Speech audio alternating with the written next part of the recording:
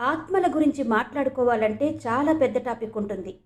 అయితే నిజంగా ఆత్మ మళ్ళీ రెండోసారి జన్మ తీసుకుంటుందా? ఆలయ గర్భగుడిలో దాగి ఉన్న ఇంత నిధికి రక్షణగా స్వయంగా ఆ మహాకాళుడే ఉన్నాడన్న విషయం తెలుసా? 14 ఏళ్ల పిల్లవాడు తన పూర్వజన్మ జ్ఞాపకాలతో తిరిగి తన పాత జీవితాన్ని తెలుసుకోగలడా? ఆలయంలో ఆగిపోయిన పనిని పూర్తి చేయడానికి ఉజ్జయినిలోని పవిత్ర మహాకాళ్ ఆలయంలో జరిగిన సంఘటన యావత్తు దేశాన్ని ఆశ్చర్యపరిచింది.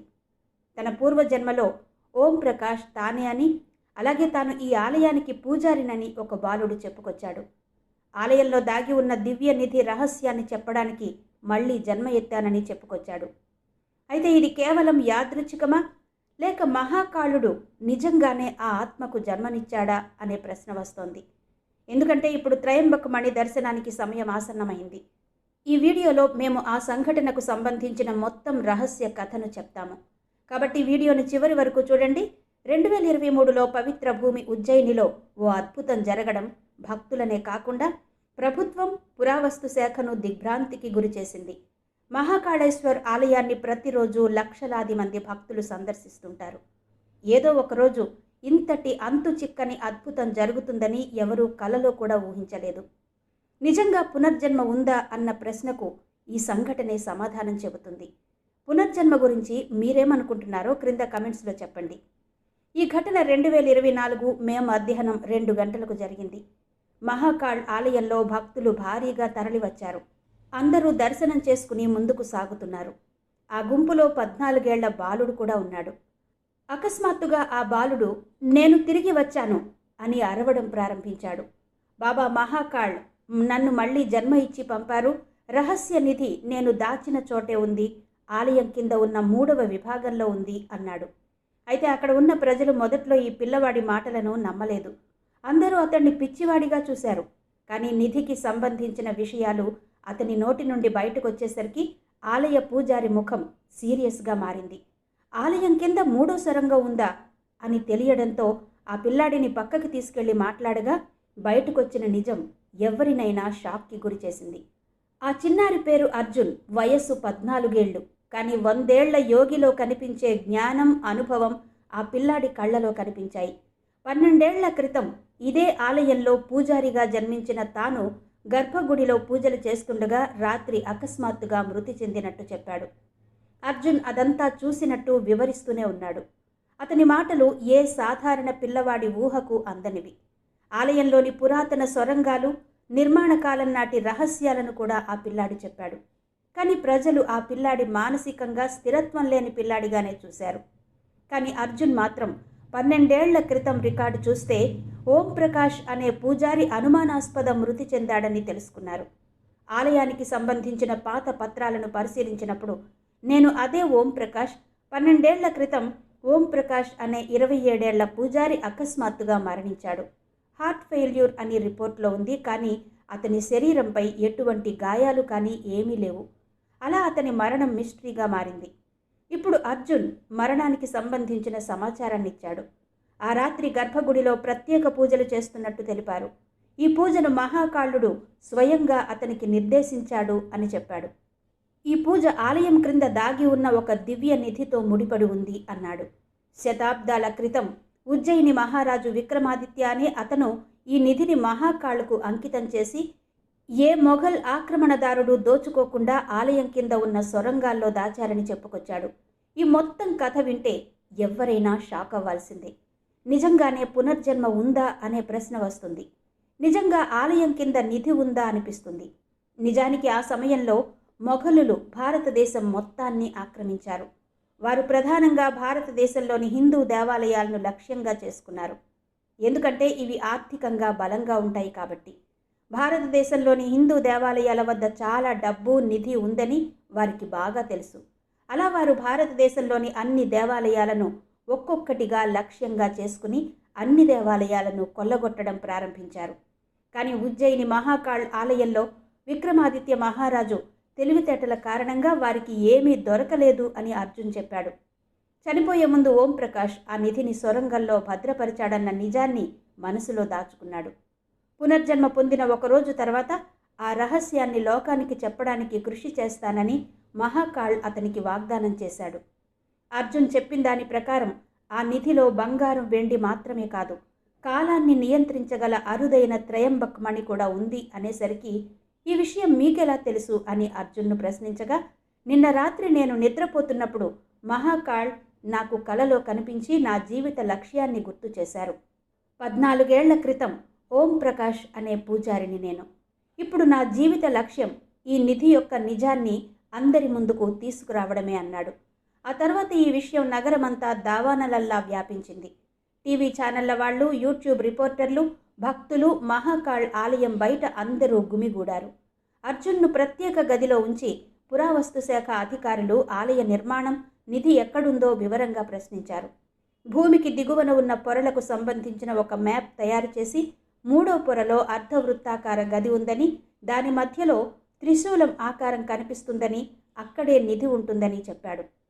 ఈ విషయం మీకెలా తెలుసు అని అడగ్గా, సరిగ్గా 14 ఏళ్ల క్రితం ఓం ప్రకాష్ రూపంలో ఉన్న నేను ఆ నిధిని చూశాను. నా మరణానంతరం నా ఆత్మ ఆ నిధి చుట్టూ తిరుగుతోంది. కానీ ఈరోజు మహాదేవ్ అనుగ్రహంతో నేను పునర్జన్మ పొందాను. అలా ఈ నిధి యొక్క రహస్యాన్ని ప్రపంచం ముందుకు తీసుకురావాలనుకుంటున్నాను అన్నాడు. దాంతో అప్పటి వరకు పాలకవర్గం, ఆలయ ట్రస్ట్ సందిగ్ధంలో పడ్డాయి. కానీ అర్జున్ ఆ రోజు రాత్రి నాతో పాటు గర్భగుడి వద్దకు వచ్చిన ఒక వృద్ధ పూజారి గురించి చెప్పాడు. కానీ నిధిని బయటకు తీయడానికి నేను పూజలు చేయడం ప్రారంభించిన వెంటనే అతను భయంతో పారిపోయాడని చెప్పాడు. అర్జున్ చెప్తున్న ఆ వృద్ధ పూజారి ఎవరు, ఆ సమయంలో ఓం ప్రకాష్కు ఎవరు సపోర్ట్ చేశారు అనే విషయాలు తెలుసుకోవడానికి ఆలయంలో ఉన్న ఒక ముసలి పూజారిని పిలవడంతో అతని ముఖం పాలిపోయింది. ఎందుకంటే అతనికి మొత్తం నిజం తెలుసు. అతని చేతులు కాళ్ళు వణకడం స్టార్ట్ అయ్యాయి. అతని నుదుటి నుండి చెమట కారుతోంది. ఇప్పటి వరకు ఈ సీక్రెట్ గురించి ఎవ్వరికీ చెప్పలేదు. కానీ ఇప్పుడు నిజం రాబోతోందన్న విషయం అర్థమైంది. ఆ తర్వాత అతను అందరికీ ఒక నిజం చెప్పాడు. ఆ ముసలి పూజారి ఇలా అన్నాడు, నేనెప్పుడు ఈ విషయం ఎవరితోనూ చెప్పలేదు. అవును, నేను ఓం ప్రకాష్ను చూశాను. కానీ గర్భగుడి నుంచి అకస్మాత్తుగా ప్రకాశవంతమైన కాంతి చుట్టూ భయంకరమైన శబ్దం రావడంతో భయంతో బయటికి పరిగెత్తాను. ఆ తర్వాతి రోజు ఉదయం ఓం ప్రకాష్ చనిపోయాడని తెలిసింది అని చెప్పాడు. ఆ ముసలాయన నోటి నుంచి ఇలాంటి విషయాలు విన్నాక ఇప్పుడు అర్జున్ చెప్పింది పూర్తిగా నిజమని అందరికీ అర్థమైంది. 14 ఏళ్ల క్రితం ఈ ఆలయంలో ఓం ప్రకాష్ అనే పూజారి ఉండేవాడు. ఈ విషయాన్ని ఆ వృద్ధ పూజారి కూడా ధృవీకరించారు. ఇప్పుడు ఈ మొత్తం ఉదంతం మిస్టరీకి, పునర్జన్మకు మధ్య కొట్టుమిట్టాడుతున్నట్టు కనిపించినా ఈ విషయం బయటకు రావడం ప్రభుత్వానికి నష్టం అన్న విషయం తెలుసుకుంది. దీంతో నిజాలు తెలుసుకునేందుకు రహస్యంగా అన్ని పరిశోధనలు ప్రారంభించారు. ఆలయ దిగువ భాగంలో అధికారులు రహస్యంగా దర్యాప్తు చేపట్టారు. అప్పటికే రికార్డులున్నాయి. అలాగే అర్జున్ ఇచ్చిన సమాచారం కూడా సరిపోయింది. 3వ సొరంగం ఉనికి పాత కాగితాలలో ఉంది. కానీ దాని గురించి ఎవ్వరికీ సరిగ్గా తెలియదు. ఇప్పుడు తొలిసారిగా 14 ఏళ్ల బాలుడు సమాచారం ఇవ్వడం నిజంగా అదొక పెద్ద అద్భుతం. పురావస్తు శాఖ, భద్రతా అధికారుల పర్యవేక్షణలో ఆలయం కింద తవ్వకాలు ప్రారంభించిన 4వ రోజు భూమిని తొలగించిన వెంటనే రాతితో చేసిన త్రిశూలం ఆకారం బయటపడింది. దాని కింద పొర కొంత మెత్తటి మట్టితో ఉంది. ఆ పిల్లాడు చెప్పినదంతా నిజమని అక్కడి దృశ్యాన్ని చూశాక అందరికీ అర్థమైంది. ఉజ్జయిని మహారాజు విక్రమాదిత్యుడు వాస్తవంగా కనుగొన్న నిధి చిరునామాను వెల్లడించాడు. మొఘల్ ఆక్రమణదారుల నుండి సురక్షితంగా ఉండడానికి నిధిని ఇక్కడ దాచారు. ఆ ప్రదేశం నుండి ఒక పురాతన లోహపు పెట్టె కూడా బయటపడింది. ఆలయ ఆవరణలో ఆ బాక్స్ తెరిచారు. అందులోని వస్తువులను చూసి అందరూ అవాక్కయ్యారు. బంగారు విగ్రహాలు, వెండి వస్తువులు, రత్నాలు, పచ్చలు కాంతిని వెదజల్లుతున్నాయి. అర్జున్ ఒకదాన్ని చూపించి, ఇది త్రయంబక్ మణి అన్నాడు. ఈ విషయం చెప్పిన వెంటనే ఆ పిల్లాడు స్పృహ తప్పి పడిపోయాడు. డాక్టర్ను పిలిపించి పరీక్ష చేయించారు అధికారులు. శారీరకంగా బాగానే ఉన్నాడని, కానీ మెదడు కదలికలు అసాధారణంగా ఉన్నట్టు చెప్పారు. వైద్యుల బృందం అర్జున్ను క్షుణ్ణంగా పరీక్షించింది. అందరూ ఆయన దేవుని అవతారం అనుకోవడం స్టార్ట్ చేశారు. అయితే మొత్తం చెకింగ్ పూర్తయిన తర్వాత అర్జున్ ఆరోగ్యవంతమైన బిడ్డ అని తేలింది. మానసిక, శారీరక సమస్యలు లేవు. కానీ అతను చేస్తున్న పనులు సైన్స్కు అతీతమైనవి. తన పని పూర్తయిందని మహాకాళ్ తనకు చెప్పాడని అర్జున్ చెప్పాడు. ఇప్పుడు ఆ పిల్లాడు తన జీవితాన్ని ఒక సాధారణ బిడ్డలా జీవించగలడు అని తెలుసుకున్నాడు. కానీ అతని మాటలు ఒక పెద్ద ప్రశ్నను లేవనెత్తాయి. ఆత్మ నిజంగా పునర్జన్మ పొందుతుందా? ఆత్మకు 2 జన్మలను కలిపేంత అవగాహన ఉందా? ఇవే ఆ ప్రశ్నలు. అయితే అర్జున్కు సంబంధించిన ఈ సంఘటన భారతదేశం అంతటా చర్చనీయాంశంగా మారింది. ఉజ్జయిని మహాకాళేశ్వర్ ఆలయం అప్పటికే ఒక పుణ్యక్షేత్రం. కానీ ఇప్పుడు పునర్జన్మ కథకు కేంద్రంగా మారింది. ఒక పూజారి పునర్జన్మ ద్వారా ఆలయ పత్రాలు, వృద్ధ పూజారి సాక్ష్యం, ఆలయం కింద నిధి లభించడం ఇదే మొదటిసారి. ప్రజలు దీనిని మహాకాళ్ అనుగ్రహంగా భావించారు. అర్జున్ మళ్ళీ ఆలయ ప్రాంగణానికి రావడం ప్రారంభించాడు.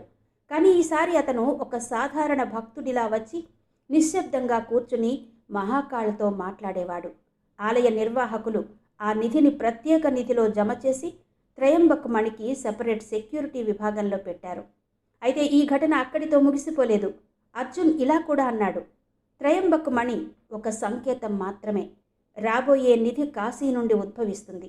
దానికోసం మరొక ఆత్మ తిరిగి వస్తుంది అన్నాడు. అది విని అందరూ షాక్ అయ్యారు. అంటే త్వరలో కాశీలో పునర్జన్మ ఘట్టం ఉంటుంది అనుకున్నారు.